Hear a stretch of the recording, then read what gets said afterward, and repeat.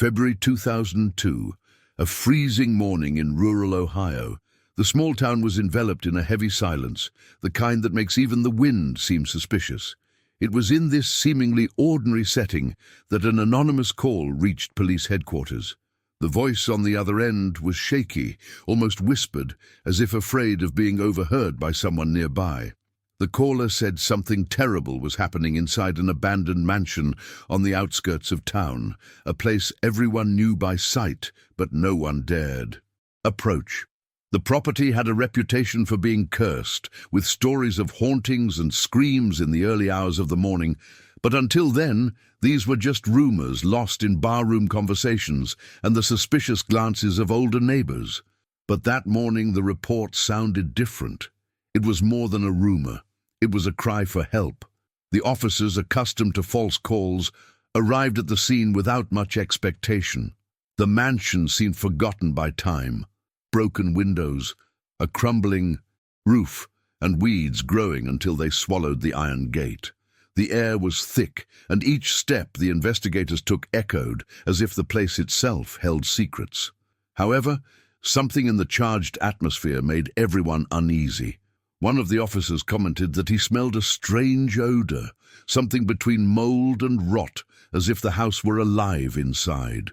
When they decided to enter, the door creaked loudly, and the sound reverberated through the empty hallway, reminding them that this space had not received visitors in years. Exploring the rooms, the officers found nothing but dust and broken furniture, but at the back of the mansion stood a small, rusty metal door, unlike the others. It was a narrow bathroom, almost forgotten by the very structure of the house. The lock was stuck, as if welded shut by time, and it took effort to break it open. When the door finally opened, the silence was replaced by a scene that made everyone's heart race. There, huddled, covered in rags, with a lost look in her eyes, her skin scarred from lack of sunlight, stood a young woman who seemed to have been ripped from the world long ago. The officers froze for a few seconds, unable to believe what they were seeing. It was as if time had frozen for her. The first question that arose, muffled by shock, was inevitable. Who was that girl, and how had she survived so long in there? The mystery had only just begun, and the feeling that the entire town was about to discover a dark secret hung in the air. You've just experienced the tension of a true story, the kind that sends shivers down our spines because it combines fear, pain, and the courage of those who survived the impossible. And I know that only those who are here so far feel the same chill down my spine that I do when a twist of fate suddenly changes everything. Here, we don't gloss over stories, we don't take shortcuts, we relive every detail of the darkest disappearances and the most unbelievable rescues as they really happened. This community is made up of people like you, who share curiosity, empathy, and that almost visceral need to understand the human side behind every mystery. So, let's strengthen this space together. Like now, subscribe to the channel and come be part of this family that doesn't shy away from the stories the world tried to bury. She had a name, a face, dreams and fears, like any teenager. Before becoming a lost face on missing persons posters, Sarah Miller, she was just a 14-year-old girl, living an ordinary life in a small town in rural Ohio. The only child of David and Margaret, she grew up in a simple but loving home. Her father worked in a mechanic shop, her mother taught at an elementary school, and Sarah spent her afternoons helping with homework before locking herself in her room to write in the diary she kept under her pillow. Her teachers always told her she had a bright future, that she was diligent, responsible, and shy for her age.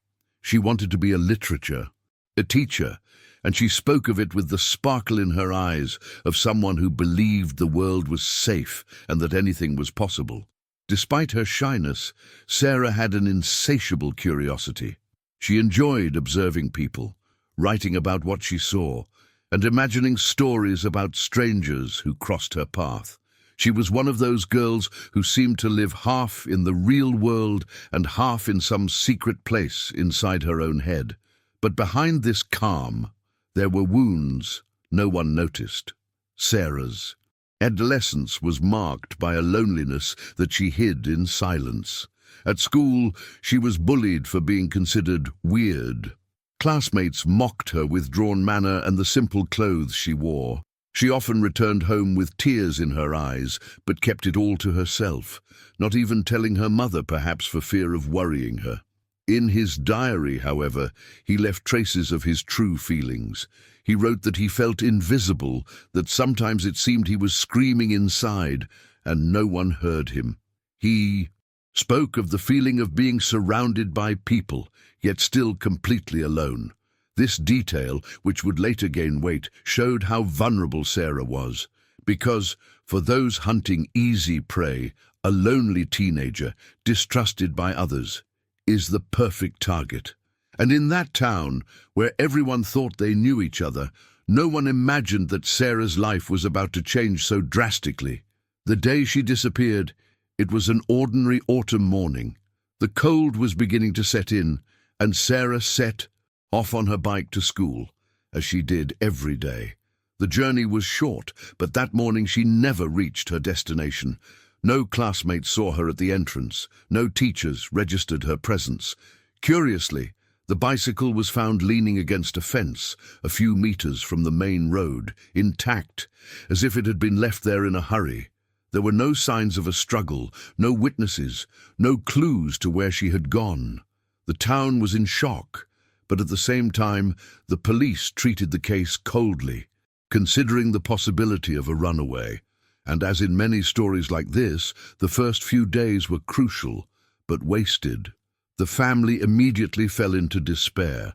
Margaret, the mother, roamed the streets, knocked on doors, and showed her daughter's photo on every corner. David blamed himself for not driving Sarah that day, insisting he could have prevented what happened.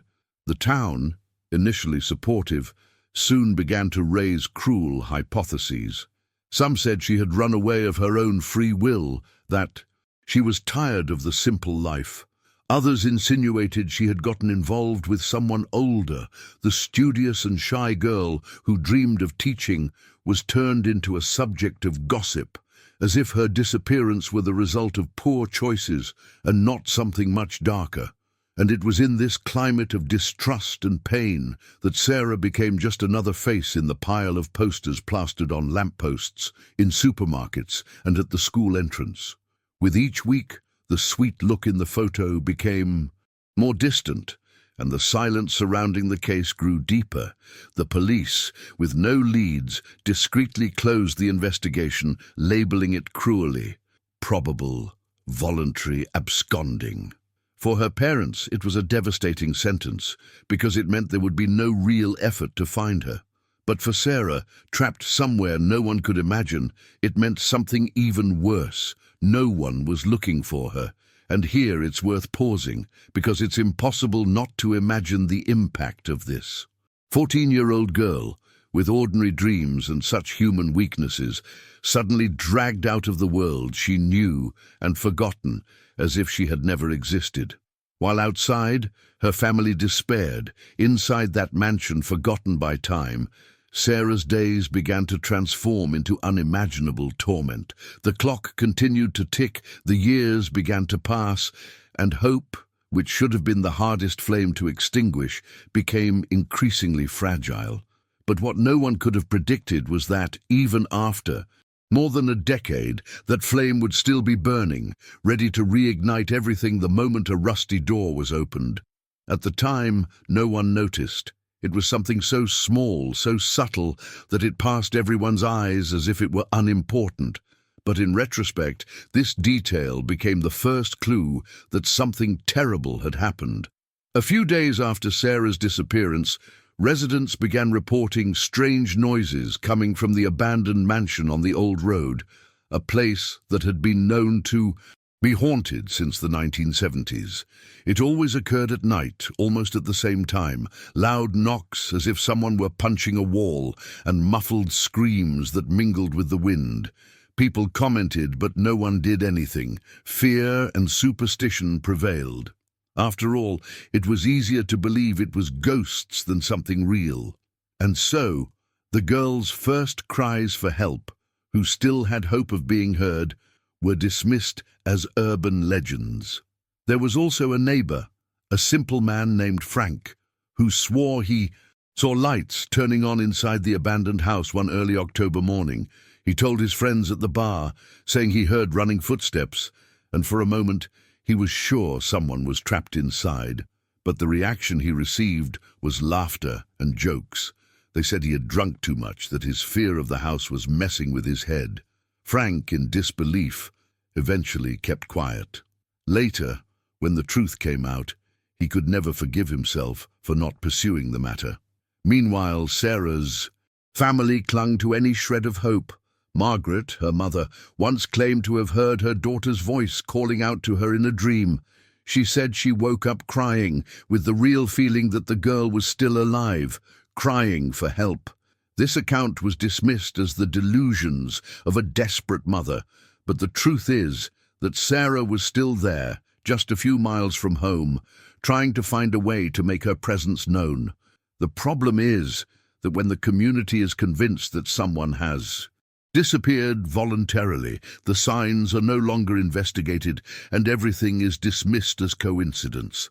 For months, small signs kept coming. Dogs barked incessantly when they passed by the mansion. Children swore they heard crying coming from inside, and some older residents claimed the place was haunted by something that wouldn't rest. To the police, these were just stories. But for those familiar with the behind-the-scenes of crimes like this, it's clear. Sarah was trying to be heard, but no one would believe her. These early signs were not only ignored, but they also became fuel for the legends surrounding the mansion. Every true detail was swallowed up by fanciful versions that thwarted any serious investigation. The living, breathing girl began to be confused with ghosts invented by neighbors. And this was one of the town's greatest collective mistakes, choosing the comfort of superstition over the courage to face the possibility that something horrible was happening right under everyone's noses. The most painful thing to remember is that, during that time, Sarah still had the strength to fight. She beat, screamed, and scraped her nails against the walls, trying to leave marks. Marks that would later be found by researchers. Deep scratches that told a silent story of resistance. If anyone had listened carefully, if anyone had taken even one of these signs seriously, perhaps her life would have changed much sooner. But indifference, fear, and disbelief formed a barrier as solid as the walls that held her prisoner. And that's where the suspense builds, because this succession of ignored clues makes us wonder, how many times has the truth been there, in plain sight, but dismissed as imagination? The mansion, which should have been nothing more than a forgotten ruin, hid a secret that would take years to reveal. And as each night passed without answers, Sarah remained on the other side of those walls, believing that one day someone would hear her call. What no one could have imagined is that, while the town settled into its own explanations, someone was beginning to connect these forgotten dots, and that someone would change everything. For nearly 10 years, no one saw beyond the obvious. Sarah Miller's disappearance was filed away as a voluntary escape. Rumors about the mansion were reduced to urban legend, and the family's grief was treated as a disembodied mourning. But in 2001, when the case seemed buried, a new character entered the scene. Her name was Rebecca Collins, a 32-year-old investigative journalist who had grown up in that same town and had always heard stories about the mansion. Unlike the other residents, Rebecca never believed in ghosts, but she was certain that behind every rumor was something more concrete, something no one wanted to see. At the time, Rebecca worked at a small local newspaper and was seen by many as a stubborn reporter, the kind who didn't accept easy answers. What set her apart was her obsession with details. While most of her colleagues sought quick headlines, she was interested in the small print, the contradictions in the testimonies, anything that seemed out of place. And that's precisely how Sarah's story resurfaced. It all began when Rebecca noticed a strange coincidence. 3 unsolved disappearances, occurring over the course of 10 years, had something in common. All the victims were teenagers, girls between the ages of 13 and 16, described by family members as shy, withdrawn, or socially isolated. None of them left any trace of escape. None had a history of serious problems, but they all disappeared within a radius of a few kilometers of the abandoned mansion on the old road. For most, this meant nothing. For Rebecca, it was the beginning of a pattern. She spent weeks revisiting old archives, combing through dusty newspapers, and requesting access to police records. She noticed that the cases were treated almost identically. Sudden disappearance? No.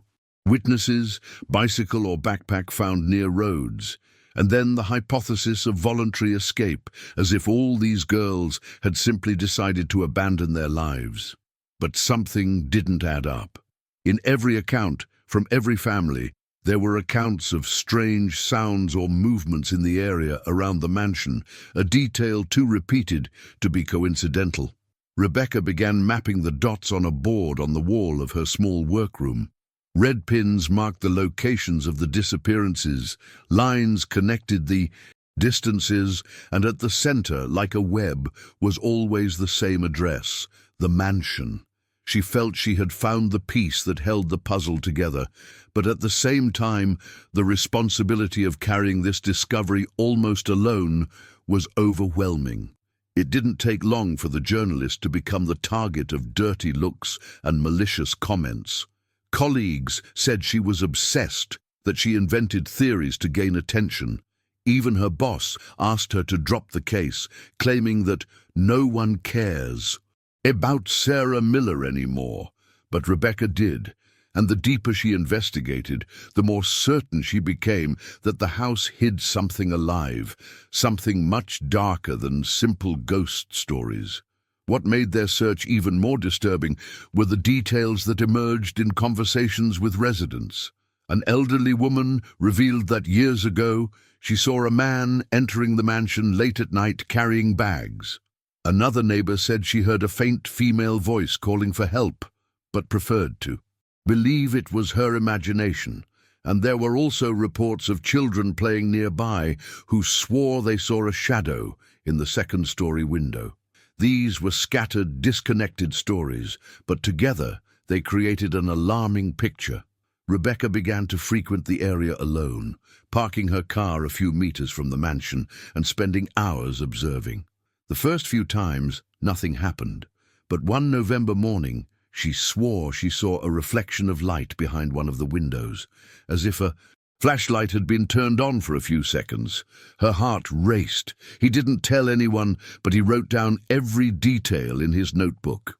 For her, there was no longer any doubt.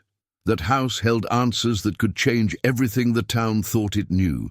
And it was at that very moment that Rebecca realized the magnitude of the abyss before her. If she was right, someone had managed to hide a victim for years right under everyone's noses, and that meant the story was even more sinister than she'd imagined. The only question remained: how far was she willing to go to prove herself right? Rebecca knew she was treading on dangerous ground, but still decided to take her findings to the local police. She scheduled a meeting with the chief of police, gathered all the newspaper clippings, marked maps, and even transcripts of conversations with residents who reported noises in the mansion. She entered the police station, carrying not only documents, but also the hope that someone would, finally, listen. The chief, a tired, middle-aged man, listened in silence for a few minutes, but soon a look of disbelief crept across his face. He said he understood her concern, but that it was nothing more than coincidences and small-town stories. To him, the disappearances were isolated cases, and the connection to the mansion was merely a figment of her imagination. Rebecca persisted, arguing that the patterns were too clear to ignore. She pointed out how all the victims had similar profiles, how the disappearance locations formed a sort of circle around the property, how the dates coincided with periods when a man named George Whitaker, a former military man who had inherited the mansion, was in town. The police chief interrupted her, almost impatiently, and blurted out the sentence that would knock her off her feet. "Girls run away every day, Rebecca. Some because they want to, some because they don't fit in. There's no monster hiding behind every old door." The coldness of his words fell on her like a bucket of ice water. But worse than the discredit was the way he tried to ridicule her work, saying that journalists love to create sensational theories to sell newspapers. From then on, any attempt by her to force an investigation was treated as a waste of time. The system, which was supposed to protect her, chose to ignore her. And this not only left Rebecca isolated, but reinforced the feeling that if there was indeed someone hiding victims in that mansion, they were protected by the authorities' own negligence, and the conflict didn't stop there. Other officers began whispering when she entered the station. Some even suggested that the reporter was obsessed with Sarah Miller because she saw in her a kind of personal reflection, as if she wanted to resolve in her professional life the fears and frustrations she wouldn't admit in public. This hurt her deeply. The small town, which had previously treated her as a daughter, now saw her as an eccentric woman who saw conspiracies where none existed. Rebecca felt alone as never before. Even so, there was something inside her that wouldn't let her give up. Maybe it was intuition, maybe it was stubbornness, but she knew the story wouldn't end with that lazy filing. With each denial from the police, with each sneer, her certainty grew stronger that she was onto something big. But with that certainty came the weight of risk. After all, if someone really was holding girls captive, they would also know she was investigating. And unlike the police, they wouldn't find her theories amusing. One cold night, returning home after another unproductive day at the police station, Rebecca noticed a car following her through the nearly deserted streets. At first, she thought it was a coincidence, but after 2 turns it became clear that it wasn't. The vehicle kept its distance until she parked, and only then did it disappear. She didn't see the face of the person inside, but that moment made it clear she was entering dangerous territory. To make matters worse, she had no support. There were no police, no colleagues, not even close friends willing to believe her. All that was left was her, a handful of documents, and a conviction that burned within. It was almost as if she were fighting 2 enemies at once. On one side, the apathy of the law, which treated disappearances as voluntary escapes. On the other, the shadow of someone capable of hiding in plain sight. The conflict with the authorities, far from being merely a bureaucratic obstacle, became a cruel reminder that when the system fails, the truth depends on those with the courage to stand firm. And Rebecca, even in pieces, was willing to pay that price. But what she didn't know at the time was that her decision to remain alone would bring her face to face with secrets far darker than she could have imagined. Secrets hidden not only within the walls of the mansion, but also in the silences and omissions of an entire city.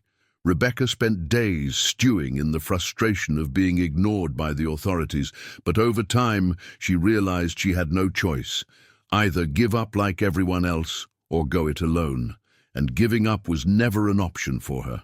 Thus was born the riskiest decision of her life. Without police support, without the newspaper's resources, and without anyone by her side, Rebecca decided to take it upon herself to uncover what was really going on in the mansion. It was a step that would transform her, from a journalist into a makeshift researcher, setting her on a path of no return. The first step she took was simple but courageous. She returned to the mansion in the early hours of the morning, parked her car a safe distance away, and spent hours observing. The silence around her was suffocating, but the tension made every creak of wood, every rustle of leaves, sound like a warning that she was not alone. Rebecca kept her headlights off and wrote down everything she saw in a notebook. That night, nothing happened, but even so, she felt she was one step closer to the truth. In the following days, she began searching for records on George Whitaker, the man who had inherited the property. She discovered that he had served in the military but had left abruptly, surrounded by rumors of violent behavior and psychological instability. After leaving the military, he returned to the small town and inherited the mansion from a distant uncle. The curious thing was that George never actually lived in the house. He worked as a mechanic at a local garage and lived in a simple apartment downtown, but he was seen coming and going from the property at odd hours, almost always at night. To most, this meant nothing. To Rebecca, it was a clue that something was being hidden there. The journalist also decided to approach people who had worked with him. A former workshop colleague commented that George was overly reserved, avoided talking about his personal life, and had a strange habit of not liking anyone touching his belongings. Another, more uncomfortable, said he once saw the man buying heavy chains and padlocks at a store in a neighboring town. When questioned, George simply smiled enigmatically and replied that he liked to keep everything in its place. This information, which sounded banal to others, sounded to Rebecca like pieces of a macabre puzzle. But taking on this solitary investigation came at a high price. Rebecca began to feel the consequences firsthand. She received silent phone calls on the other end, always in the wee hours of the morning. On some occasions, she had the distinct feeling she was being followed as she left the newsroom. Close friends begged her to stop, telling her she was taking too many risks, that nothing was worth her safety. But with each warning, each attempt to dissuade her, the flame within her burned even brighter. There were nights when doubt gnawed at her. Sitting alone in her small apartment, surrounded by newspaper, clippings, maps and notes, Rebecca wondered if she was going too far, but all she had to do was look at Sarah Miller's photo on an old poster to regain her resolve. What if it were my daughter? She wondered. What if it were me? These questions echoed inside her like fuel, so Rebecca made the final decision. She would enter the mansion, not to snoop from afar, not to gather rumors, but to set foot inside and face whatever she found. It was a desperate but inevitable choice. She had no mandate, no support. She only had the courage and the conviction that the truth lay behind those walls. She knew that crossing that line would put her at real risk, but she also knew that if she didn't, no one ever would. The night she prepared for her first foray, Rebecca wrote a short sentence in her diary: "If anything happens to me, it's no accident." And with that bitter certainty, she grabbed a flashlight, put the notebook in her coat pocket, and drove to the old road. The mansion stood there, imposing and silent, as if awaiting her arrival. Her heart pounded. Each step seemed to echo like a challenge, and it was in that moment, before the rusty door so many avoided, that Rebecca realized she was alone against a secret no one wanted to discover. But what she didn't yet know was that by making her way on her own, she wouldn't just face dark walls and abandoned corridors. Something far more cruel awaited her on the other side. Rebecca could hardly believe the direction her life had taken. From discredited journalist to solitary investigator, she had already accepted that from then on, each step would bring greater risks.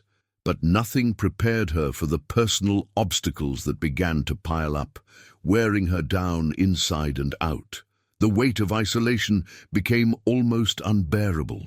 With each day, the city seemed to move further away from her, as if investigating the disappearance of Sarah and the other girls were an affront to the collective desire to forget. The sidelong glances on the streets, the whispers in the newspaper hallways, and even the veiled messages from family members urging her to let it go, gradually became an invisible but powerful barrier. At the newspaper, the situation worsened with each passing week. Her boss, tired of her complaints, cut Rebecca's time on major stories and relegated her to lesser assignments, like covering community events and town hall meetings. For any other reporter, this would have been nothing more than an annoyance. But for Rebecca, it was a crushing blow. She felt suffocated, as if someone were trying to silence her voice.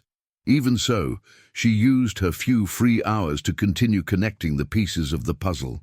The problem was, this obsession began to take its toll. Her health was the first to fail. Rebecca was no longer sleeping well, living on coffee and cigarettes, and the deep circles under her eyes betrayed sleepless nights, spent reviewing old documents, reports, and testimonies. Close friends tried to warn her, telling her she was destroying herself inside. But how could she stop when every new detail seemed to bring her closer to the truth? Her body was already showing clear signs of exhaustion, trembling hands, constant migraines, sudden palpitations. Even so, Rebecca refused to seek medical help. She was afraid of being told to stop, and stopping meant abandoning Sarah and everyone else.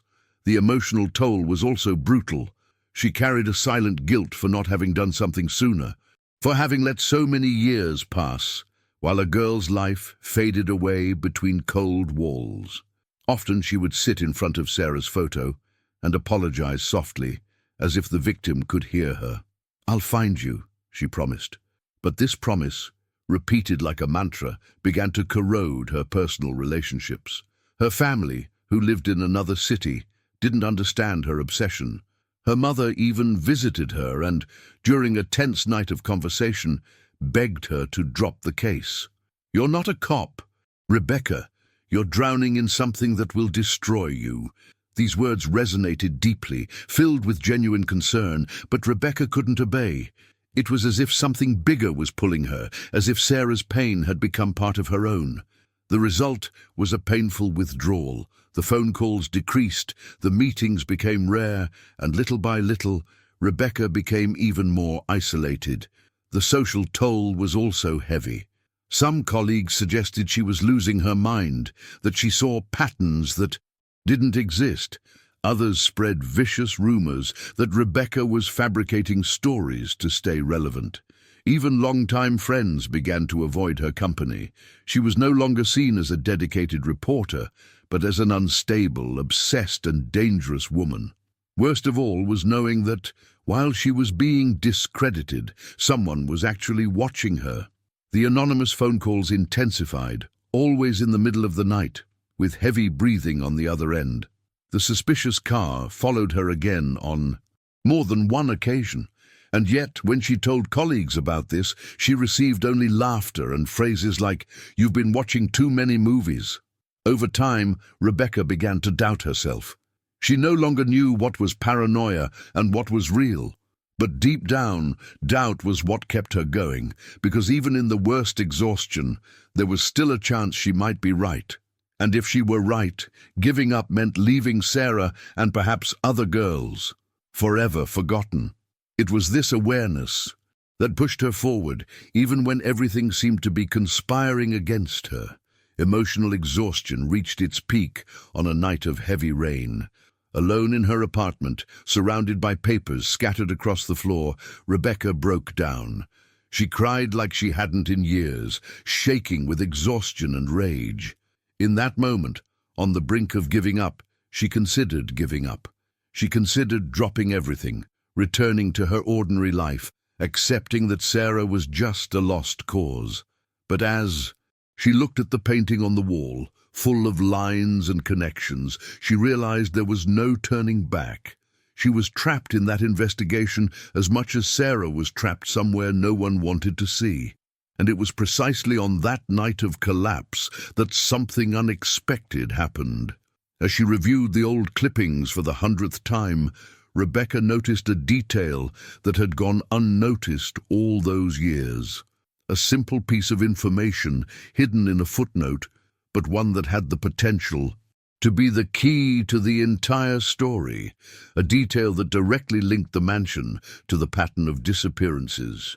Her heart raced, and suddenly all the exhaustion, all the pain, and all the isolation seemed worth it, because now, more than ever, she was certain she was closer to the truth than she had ever been. And unbeknownst to her, this small detail would be the beginning of a new and dangerous turn of events. George Whitaker was, for many, just another ordinary face in the small Ohio town. To his neighbors, he seemed like a simple man, someone who greeted with a brief wave, who went to the grocery store, worked at the auto shop, and went unnoticed. But this ordinary facade hid something disturbing. George was 45, single, and lived alone in a small apartment. But the legacy of the old mansion on the old road was the key to understanding the true side of his life. To those who crossed his path daily, he was nothing more than a reserved man. To Rebecca, who began piecing together every piece of information, George revealed himself as a frightening antagonist precisely because of this banality. In the army, George had been discharged after successive psychological evaluations indicated unstable behavior. Reports, obtained through contacts by Rebecca, described outbursts of anger, episodes of isolation, and an obsession with control. Soldiers who served alongside him said George took pleasure in dominating situations, instilling fear in younger colleagues. When he left the military, he returned to his hometown carrying the weight of secrets and a loneliness that would soon transform into something darker. The inherited mansion, which many avoided because they believed it was cursed, became the perfect setting to feed his instincts. George wasn't a scary-looking monster, and perhaps that was the most disturbing detail. He managed to blend in, fool neighbors, fool co-workers, and appear part of a community that would never suspect his double life. He worked on cars during the day, but at night he became the jailer of a world no one wanted to believe existed.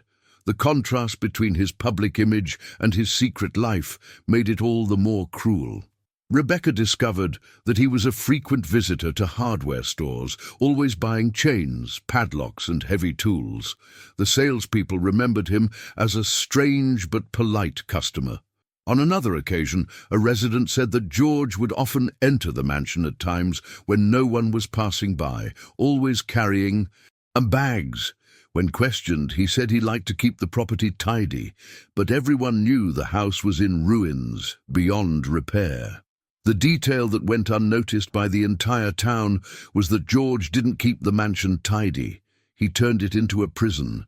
Inside the mansion, his marks were everywhere. When Rebecca managed to sneak in briefly during one of her visits, she noticed the macabre makeshift arrangement.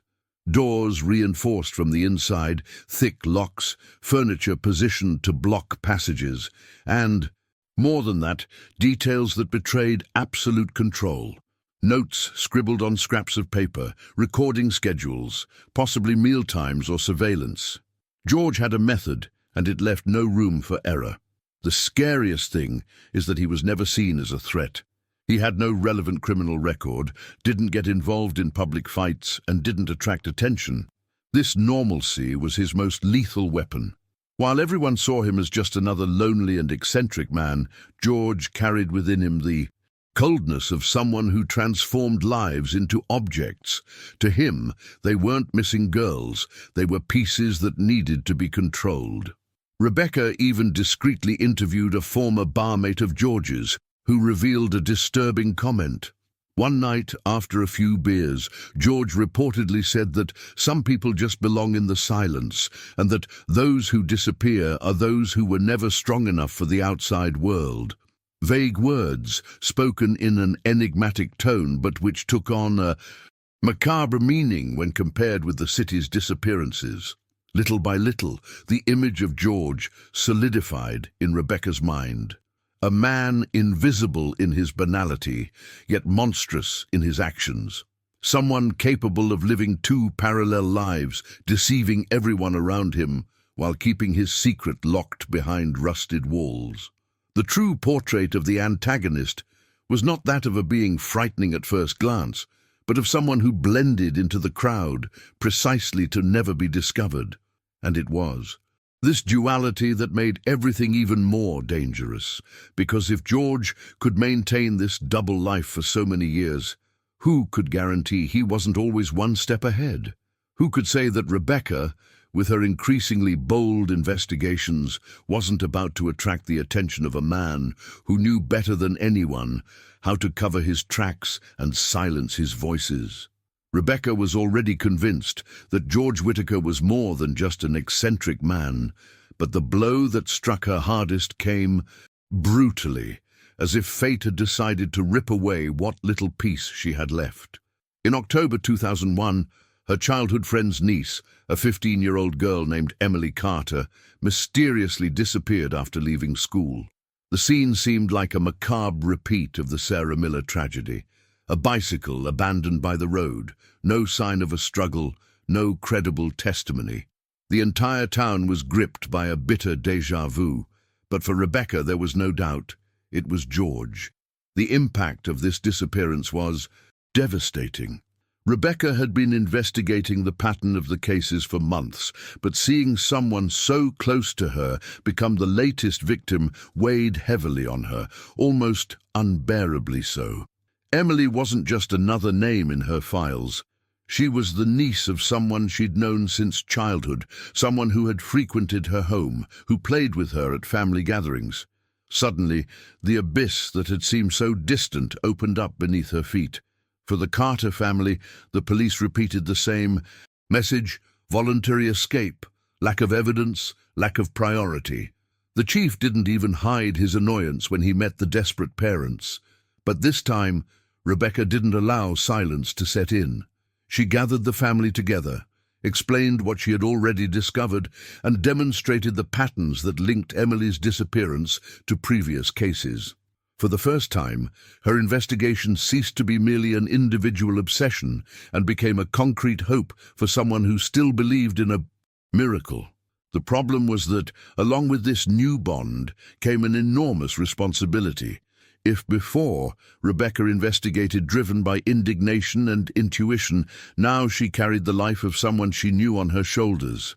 The sleepless nights intensified, the anxiety turned to anguish, and fear went from being a distant shadow to becoming part of everyday life. With every unanswered call, every step on the street, she wondered if George already knew he was being hunted. There was a moment during a visit to the mansion when Rebecca was sure she heard something. It wasn't the normal creaking of ancient wood, but a muffled, repetitive sound, as if someone were banging against the wall. Her heart raced, but darkness and fear paralyzed her. Without concrete evidence, she couldn't call the police. Without allies, she couldn't act alone. It was in that instant that she understood the extent of the cruelty. Emily could be inside, just as Sarah had been all those years, so close to home, yet so out of reach. Emily's disappearance not only reinforced Rebecca's conviction, but also pushed her to the point of no return. It was no longer a matter of discovering the truth. It was a desperate fight against time, against the town's silence, and against the monster everyone pretended not to see. The personal blow transformed her, hardened her resolve, and made her realize that the closer she got, the more perilous her path became. And it was precisely in this mixture of pain, fear, and obstinacy that Rebecca began to wonder how many more could be hidden behind the walls of that mansion. Rebecca knew she couldn't waste any more time. Emily Carter's disappearance left no room for doubt. There was a pattern, and that pattern pointed directly to George Whitaker and the mansion on the old road. For the first time, a victim's family was at her side, sharing her anguish and willing to help. And so began a desperate search, a race against time in which every detail could mean the difference between finding Emily alive or just another painful memory. Rebecca's routine became an exhausting marathon. She and the Carters began to retrace her every step in the days leading up to her disappearance. They sifted through school notebooks, analyzed messages in old diaries, and revisited places Emily had often passed. Nothing seemed out of the ordinary, except for the final point of her route, the road where the bicycle was found. For many, it was just a coincidence. For Rebecca, it was confirmation that the mansion was at the center of the story. Determined to prove it, Rebecca decided to recreate Emily's last movements. She cycled along the same road at the same times, observing every detail. She noticed a specific stretch where visibility was almost zero due to the tall grass and the angle of the road. There, any vehicle could pull over unnoticed. There, someone could drag a girl without arousing suspicion. And, just a few meters away, the entrance to the mansion. It was almost as if the stage had been set for disappearances to occur without witnesses. Rebecca also delved into records no one else wanted to see. She persuaded a local court official to give her access to old estate records. She discovered that the mansion had internal passages and poorly documented renovations done in the 1990s, shortly after George inherited the place. Poorly fitted masonry structures betrayed that something had been altered. Why mess with a dilapidated house without any intention of restoring it?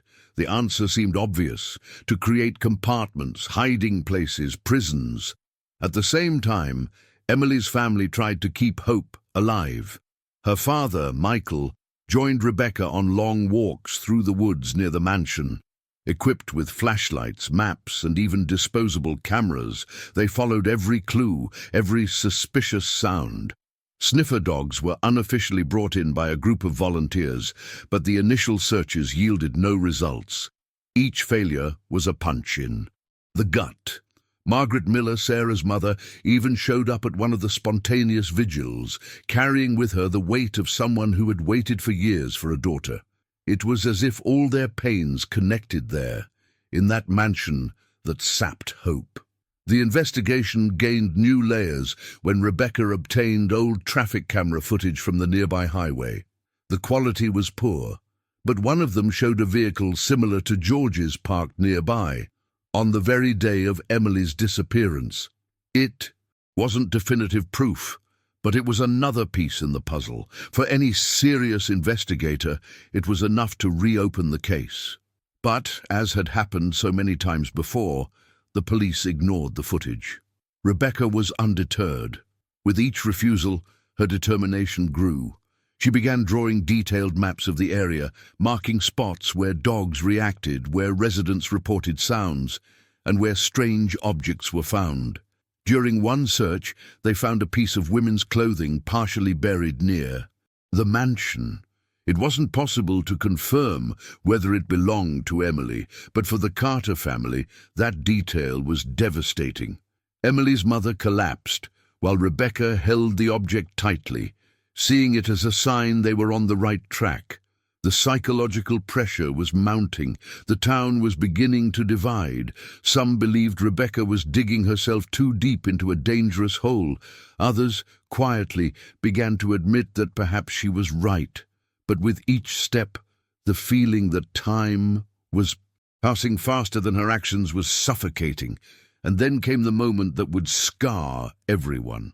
During one of the night vigils, already at the edge of despair, Michael Carter swore he heard a muffled scream coming from inside the mansion. The sound was brief, almost drowned out by the walls, but enough to paralyze everyone present. The silence that followed was as heavy as the scream. Rebecca stood still, her heart pounding like a drum in her chest. If that scream was real, it meant Emily was still alive, but it also meant they were ever closer to facing the darkness George had created within. And from that moment on, the search ceased to be merely an investigation. It became a direct confrontation against time and against an enemy that seemed to control the city's every move. Because if Emily was there, alive, the rescue had to happen before the final silence fell upon her. Rebecca believed she was finally close to convincing the authorities to act. She had maps, reports, camera, footage, even witnesses who claimed to have heard sounds coming from the mansion. But like a cruel cycle, it all repeated itself. The police again thwarted any progress, once again discrediting her findings. The police chief, already tired of her persistence, received her coldly and said there was no legal basis for entering the property. "You have no evidence, only coincidences and neighbors' gossip. We can't waste resources on this." His words sounded like a death sentence. Rebecca left the police station with her hands shaking. It was as if every step she took was pushed back by an invisible wall of bureaucracy and disinterest. The worst part was seeing that, while she struggled alone, George continued living as if nothing were happening, walking the city streets, greeting people, hiding his darkest secret behind his ordinary face. The contrast between the authorities' indifference and the kidnappers' coldness made Rebecca feel like she was in a nightmare from which she couldn't wake. Frustration spread like a silent disease. The Carter family, who had placed hope in Rebecca's investigation, began to weaken. Emily's father, Michael, appeared increasingly dejected, with dark circles under his eyes and a voice filled with despair. Her mother, in an emotional collapse, began avoiding meetings, saying she couldn't stand hearing the word "big house" anymore. For them, with each denial from the police, the chance of finding their daughter grew more distant. Rebecca felt guilty, as if she were responsible for keeping alive a hope that was destroying everyone. The signs that they were being watched also increased. During one of the meetings with the Carters, Rebecca noticed a pickup truck parked near their house, engine running, headlights off. As they approached, the vehicle sped off. Days later, they found the backyard fence open, with no signs of forced entry, as if someone had come and gone just to leave a silent message. "We're watching." It was impossible not to think that George knew exactly how close they were, and perhaps he was manipulating every move, knowing the police wouldn't do anything to him. Rebecca returned to the mansion on her own more than once, but always returned with the same feeling of frustration. She found marks, clues, but never anything definitive. On one visit, she found a freshly painted wall amid the rubble of the house. Why would anyone bother to paint a part of a dilapidated building? The details seemed to scream for an answer, but without support, without authorization, she couldn't breach that wall. And once again, the lack of official action turned a valuable clue into just another burden on her heart. Frustration reached its peak when Rebecca handed over the item of clothing found during the search to the police. It was a women's blouse stained with dirt, with buttons ripped off. Emily's mother immediately recognized it as her daughter's. For any serious investigator, that would be reason to launch an operation. But the police chief dismissed the evidence, claiming the blouse had no blood or clear signs of violence. "It could have been lost at some point. It doesn't prove anything," he said, with the same indifference that had become his trademark. This episode broke something inside Rebecca. For the first time, she felt the weight of helplessness crushing her courage. She cried alone in the car, banging the steering wheel in anger, screaming as if the world could hear her. But even in the midst of her breakdown, one certainty remained: giving up was not an option. Because each denial from the police didn't erase the sounds they heard, didn't erase the Carter family's looks, didn't erase the patterns that were clear before their eyes.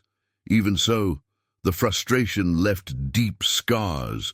Rebecca began to realize that, to continue, she would need to find another way to act. If the police wouldn't see, she would have to look for allies outside, someone who believed, someone willing to face the darkness of the mansion.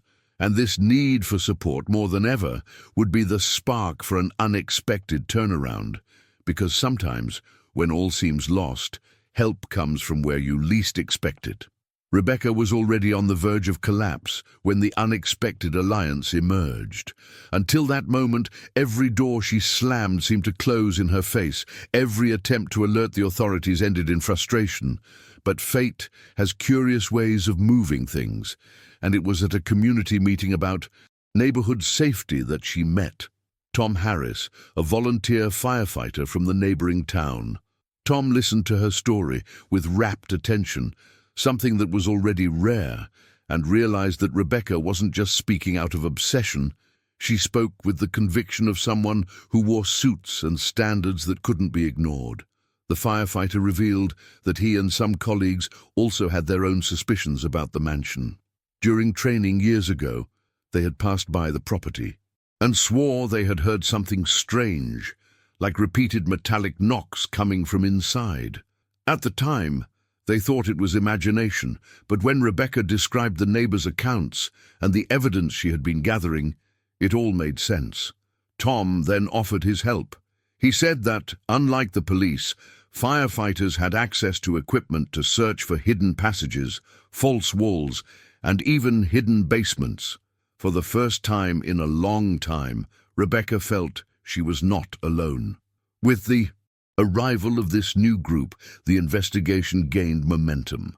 Tom brought in 2 other trusted colleagues, men accustomed to rescue situations and experienced in recognizing signs of irregularly adapted sites. They weren't professional investigators, but they knew how to listen, they knew how to observe, and above all, they believed in Rebecca. This trust was a powerful fuel because she was already nearly emotionally destroyed. Now it wasn't just her voice against the silence of a city. There was a small team willing to face whatever came their way. The first joint visits to the mansion were conducted cautiously. Rebecca, Tom, and the other firefighters took turns exploring the abandoned rooms. They carried flashlights, recorded everything with handheld cameras, and noted every suspicious detail. And it was during one of these forays that something happened. One of the firefighters, tapping lightly on a back wall, noticed that the sound wasn't hollow like elsewhere. That wall was thicker, as if hiding something behind it. The group looked at each other in silence, breath held, and in that instant, everyone knew they were about to discover something big. Fear also grew. They knew George could show up at any moment, and being on the property without authorization was risky.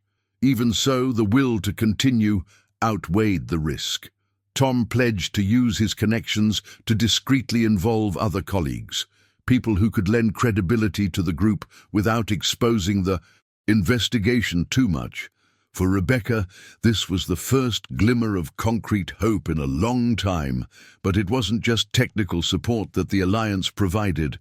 There was also human, emotional support. For the first time, Rebecca could share the burden she carried alone. In late-night conversations, Tom reminded her that she wasn't wasting time, that every clue the police had ignored was now becoming a clear trail, leading them to a hidden truth. He said he'd seen too many impossible rescues become reality, and that it wasn't time to give up. These words resonated deeply with her, who for weeks had felt like a ghost within her own city. As the days passed, the makeshift team began to formulate a strategy. Rebecca provided the maps, records, and reports, while the firefighters brought the practical perspective of those who understood structures and rescues. Together, they assembled a dossier so detailed that it would be impossible to ignore forever. The problem was, the closer they got, the more dangerous it became. George was no careless man. He lived on the lookout, and any misstep could put everyone at risk. Still, there was something different in the air. Rebecca was no longer alone, and this unlikely union rekindled her courage. Now she believed that not only could Sarah and Emily be found, but that they might be alive. And that possibility, however unlikely, was enough to keep them going. And it was on one of those nights, during another silent exploration of the mansion, that something happened and changed the course of the investigation. A muffled, almost imperceptible sound came from behind the same wall that had already intrigued them. The group looked at each other in shock. What they heard wasn't wind, nor was it creaking wood. It was something alive. The mansion seemed quieter than ever that night, but inside each person's chest, their hearts beat like a drum. Rebecca, Tom, and the 2 firefighters remained motionless for a few seconds, trying to figure out if what they had heard was real or just the result of pent-up tension. But then it came again. A muffled sound, 3 quick knocks, then silence. There was no denying it. It wasn't wood, it wasn't wind, it wasn't animal. It was human. Rebecca's breath came in short gasps, the flashlight in her hand trembling. She looked at Tom, who nodded, his eyes wide. They were about to discover what no one had believed for over a decade. Tom approached the suspicious wall and put his ear to it. He was silent for a few seconds before pulling away, his face pale. "Someone's in there." Those words echoed through the mansion like thunder. There was no time for bureaucracy or authorizations. The group decided to act immediately. Using tools they had brought for exploration, they began banging on the wall. The noise reverberated loudly, raising dust, but each blow was driven by the hope that they were finally breaking the city's darkest secret. As the wall gave way, the sounds on the other side became clearer, faint, almost desperate knocks, as if whoever was there had summoned their last strength to respond. When they finally broke through, the smell filled the room, a heavy odor, a mixture of mold, dirt, and something indescribable. Rebecca held her breath and shone the flashlight inside.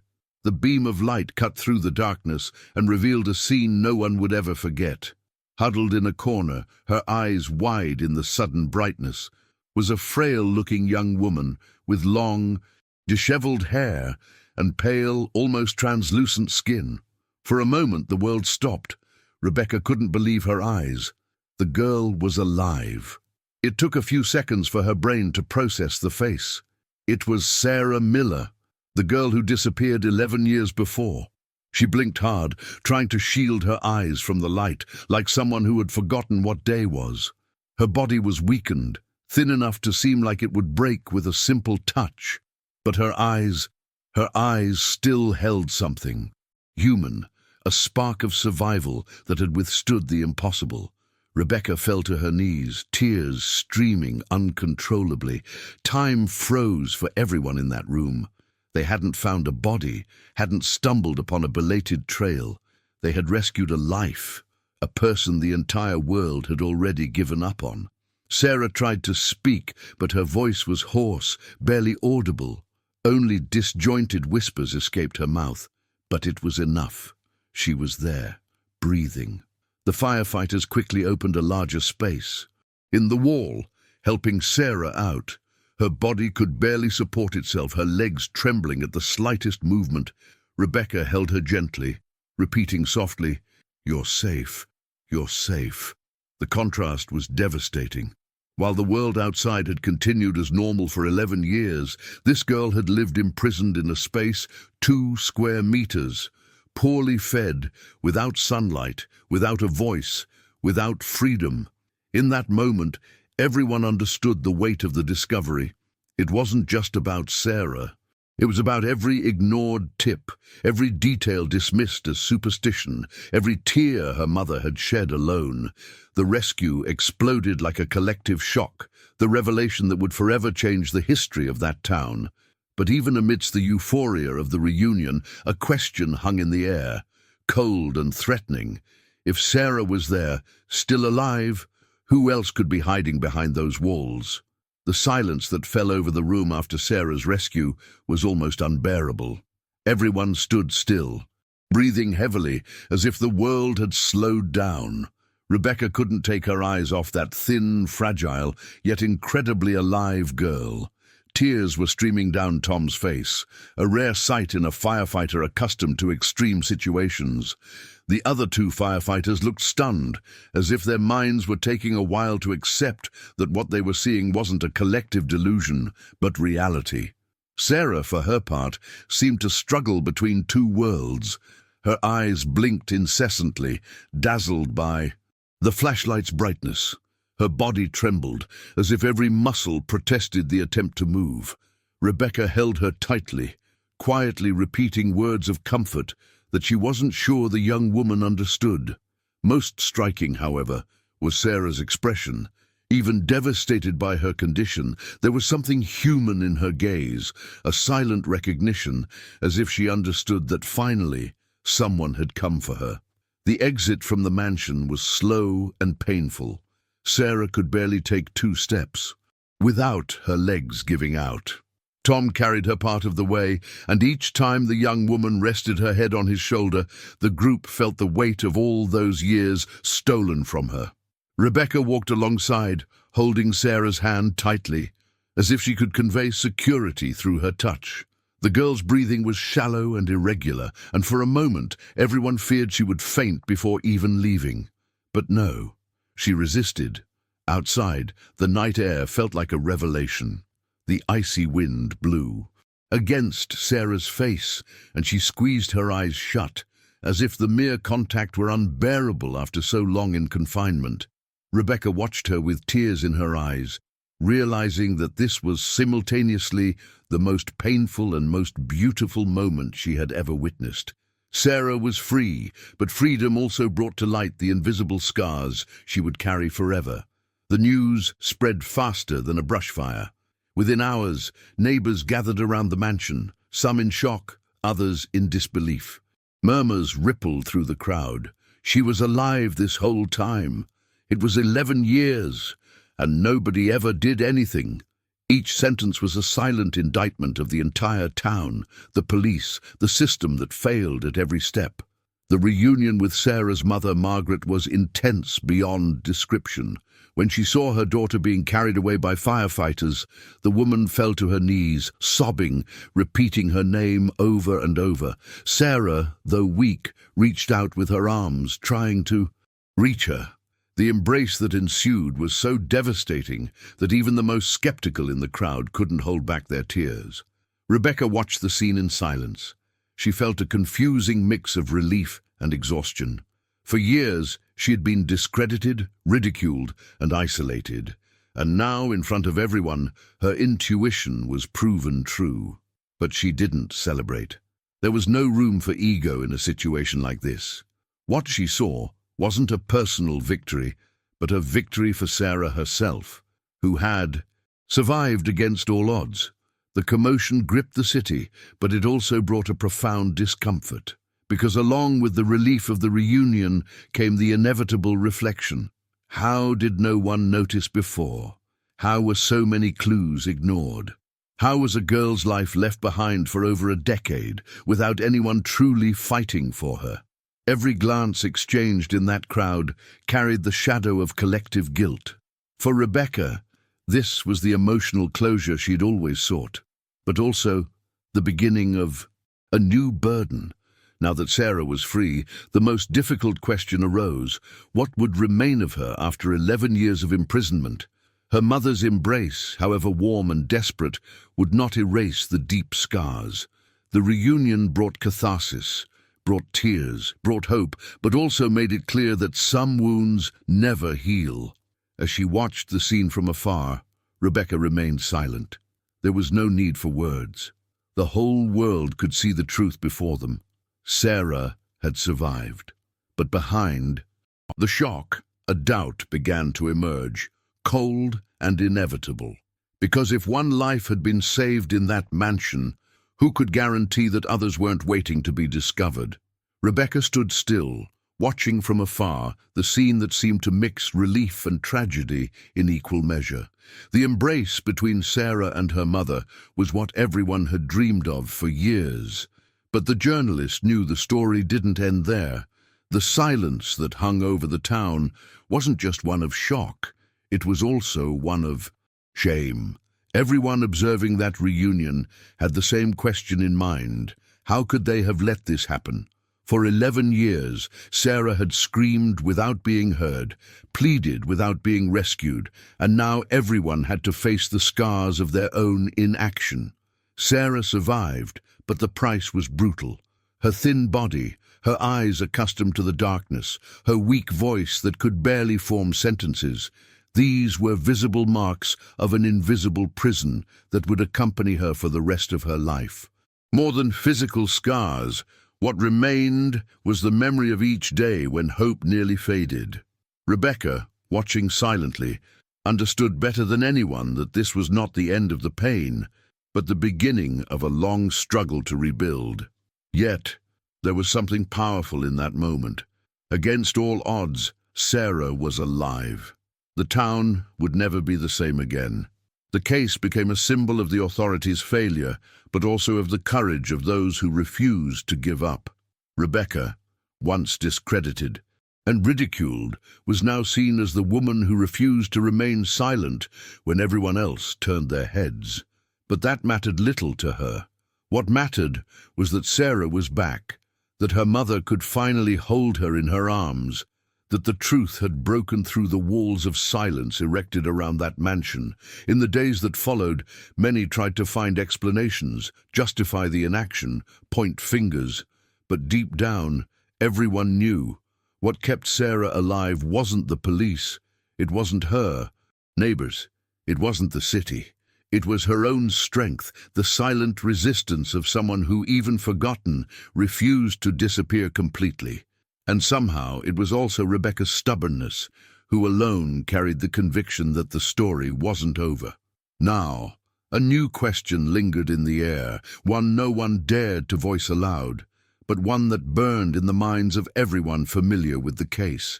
If Sarah had been trapped for 11 years behind such close walls, if so many signs had been ignored, if so many details had been discarded, then how far did George Whitaker's shadow reach? How many rusty gates were still hiding secrets throughout the city?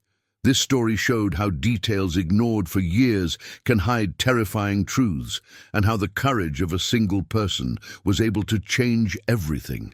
You just lived through an intense experience, full of mystery, pain, and revelation, and somehow this video evoked the same feeling that moves so many people who love true stories of disappearances and rescues.